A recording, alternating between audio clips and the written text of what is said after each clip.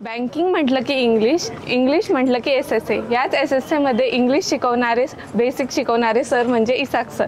पाऊस आला की छत्री तो थांबवू शकत नाही, पण ती छत्री पावसात उभं राहण्याची ताकद देते.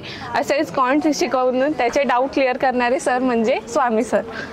सर, तुमच्या मते इंग्लिश शिकण्याची काय प्रोसेस असली पाहिजे? माझ्या मते इंग्लिश शिकण्यासाठी तर सर्वप्रथम स्वतःची सेल्फ तयारी पाहिजेत आणि बस रीडिंग वगैरे करा आणि मनातून करा इंग्लिश, बस दुसरं काही नाही. सर, तुम्ही शुभम सरांना खूप मानतात, आज त्यांच्याबद्दल तुम्ही काय सांगाल?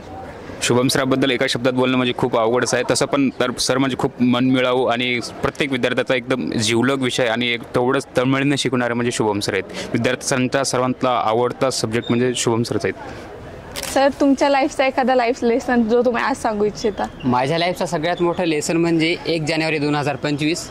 सर, कोणचा तुमचा फेवरेट टॉपिक?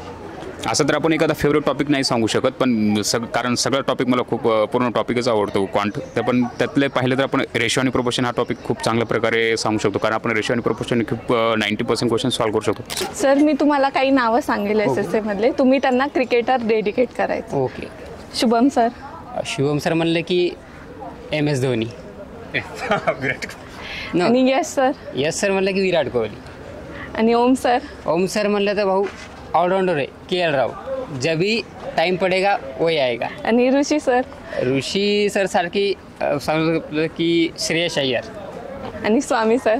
स्वामी सरसाठी जडेजाची आपण उपाय देऊ शकतो. सर, एखादा टॉपिक जो मुलांना वाटतो डिफिकल्ट आहे क्वांटमध्ये? प्रोबॅबिलिटी आणि कॉम्बिनेशन एवढं आणि करत नाहीत सर. आणि दुसरे म्हणजे मेन्शुरेशनचे काही टॉपिक सर पोरं नाही करत, त्यामुळे ते थोडं त्यांना अवघड जाते.